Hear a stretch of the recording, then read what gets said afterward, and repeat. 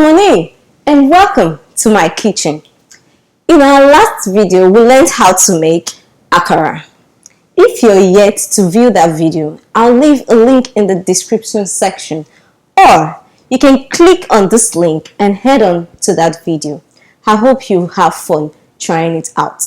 In today's video, we're going to be learning how to make meat pie, and this is going to be a two-part series. In this part 1, I'll be focusing on how to achieve a flaky pie crust with a basic yet moist filling using my hands without necessarily having to bring out the food processor to achieve that flaky pie crust. There are so many things that will go wrong with your meat pie. For instance, if you work your meat pie dough too much, it's going to be elastic instead of flaky. In this video, I'll be sharing with you the tips and tricks on how to go about it. I hope you like it as much as I did. If you're an oldie and you're stopping by, thank you for stopping. If you're a newbie and you're here the first time, I would appreciate it if you hit that subscribe button and also share this video to every other platform that you're on to spread the love as well. Leave your feedback in the comment section. I love to hear from you. I love to read from you. And also let me know what your struggles are if you're having any struggles. And let me know if you are successful at trying that, because that will give me like a pat on the back. So without us speaking too much, let's head onto the work table and start cooking. Check the description section for full list of ingredients used. Start by cutting your solid fat, in my case margarine, into cubes. Cutting it into cubes will help reduce overworking the pie dough during prep. Lay them on a single layer like this and place it in the freezer.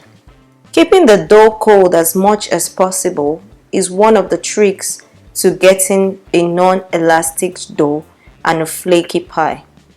Scrub and wash the carrots and potatoes thoroughly as shown, or peel the skin if you want to. It's time for us to cut the potatoes into small cubes. Ensure that the thickness is not more than a 1/4 inch, using the end of your nail as a guide.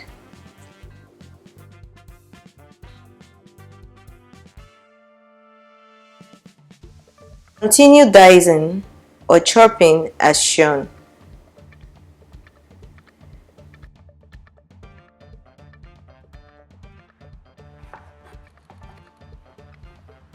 Repeat this step for the carrots as well, and ensure you get as close as possible, same size as carrots, to ensure even cook time. This is what it should look like at the end of the day.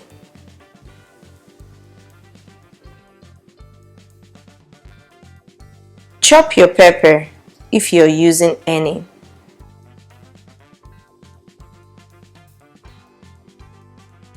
As well as onions as shown, and set them aside. The use of herbs is optional in my book. I had it laying around in my refrigerator and it is close to shopping day, so therefore my money no go waste. Use it shall. You would also notice I placed my carrots and potato cubes in a bowl of water. This is to prevent discoloration from oxidation. Why Sherry? Scientist Lomo. Okay. Let's make the almighty dough that can make or break this recipe. Measure out your flour. Spoon in your salt, sugar, and combine them together very well. Add in the very cold fat and very quickly cut the fat into the flour to avoid melting it.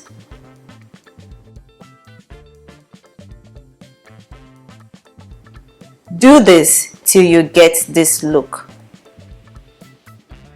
You should still have some margarine intact and unincorporated, but the size of a pea. This will lead to the distinct layers in the finished pie crust. Once you're very satisfied with this, add in very chilled water bit by bit. The key here is do not knead like you would do with bread, but rather wet the flour and gently try to bring it together as shown. Continue to stir and wet the powdery flour bit by bit and repeat this bringing together process. Note: do not overwater it, else it will become sticky and we do not want that. All you need to do is wet the powdery flour and mold the dough together by pressing it.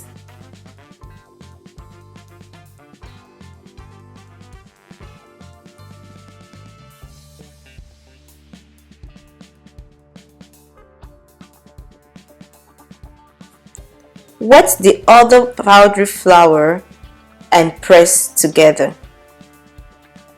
Once you see that all the flour is wet and you are able to press a portion of the dough together without it falling apart, I need you to stop and do a teeny-weeny bit of shaku-shaku dance. Lay down your plastic wrap and mold the dough into a flat disc shape. Remember, no kneading. Just press and mold as shown.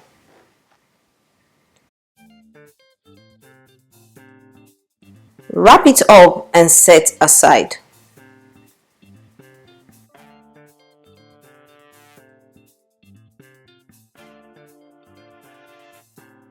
Repeat this process for the remaining dough. I sectioned the dough to help me roll out the dough easily when it is time, and also to give me chance to keep one in the refrigerator while I work on the other one. This is what it should look like. There will still be patches of fat denoted by the white patches. Place them in the freezer. Next up is making the filling. Drizzle and preheat the oil. Add in the ground meat and cook till it changes color from pink to pale.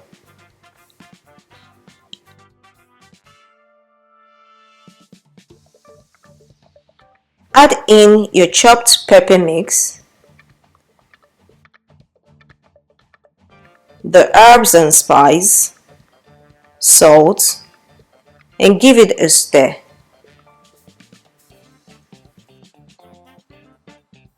Add in the carrots and potato cubes bit by bit and give it a stir to see if the amount is okay for you. If not, add more as shown. Once satisfied with your result, top the content with water. This is just to help cook the veggies. It should not be more than the level of the mix. Cover it up and cook. While that is boiling, prep your thickener. Thoroughly dissolve flour or cornstarch with liquid. I prefer milk for added creaminess, but water is okay too. After 2 to 3 minutes of boiling, check veggie for near doneness. It should allow piercing with little resistance because it will still cook some more during baking. Pour in your thickener and stir it in. Taste it to see if you need more salt. If yes, add it in and continue with stirring for about 1 to 2 minutes. Transfer this into a bowl and set aside. Doesn't that look appetizing and inviting? Just close your eyes and imagine this in your mouth for 1 second. Don't worry, we're almost there. It's time to put the dough and fillings together. Flour your work surface. Sprinkle some on the dough and pin and start rolling it out like so. To ensure that the dough is not sticking to the surface, stop after a few roll strokes and lift the dough up and around as shown. Keep doing this as you go. You want it to roll out as thin as possible. Once that is achieved, use your pie cutter to section it out into circular shaped discs. Pull out the excess dough and set the shaped dough aside. Repeat the process with the excess dough. Now, remember not to knead this. Just gently bring this together a bit like this and roll it out. Do not panic if it looks like it is giving way or sticking to the pin. Just turn it around and sprinkle some flour on it like shown and keep rolling. Repeat this process of sprinkling flour as needed. Once properly rolled out, cut into shape as before and set aside. After this time, I like to put back the excess in a wrap and return it to the refrigerator. Whisk your egg and set it aside. Flour your work surface. Place each disc-shaped dough on it. This is how thick you should have it. Remember, we want meat pie and not bread pie. Coat the top with the egg, which will act as sealant. Scoop in the filling onto the middle. Then, carefully fold it into half. Push in the filling as shown and then seal the ends with your fingertip. Get your fork and crimp the edges for reinforcement. There is no hurry in life, so take your time, my people. Once done, set this on a foil-lined tray. Repeat this process for the rest. Flour, coat, fill. Then use a paper towel to wipe your hand to keep them dry as needed. Fold and push in. Seal, crimp, and set aside. Clean the surface you're working on if wet and repeat the process. Again, coat, fill, wipe hand, fold and push in, seal, crimp, and set aside. Once you're done, place this in the refrigerator and work on the other dough left in there. At the end of the repeat process, line everything up on the tray. Cut the top with the remaining egg.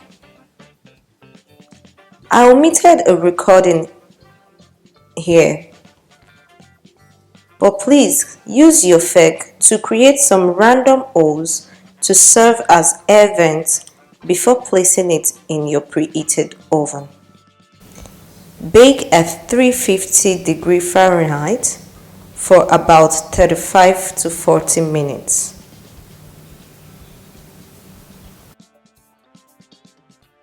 Voila! Our meat pie is almost ready to snack on. I cut the top with the butter, which is optional for added shyness. Do not attempt to yank it out once off the oven. It might be a little stuck to the tray.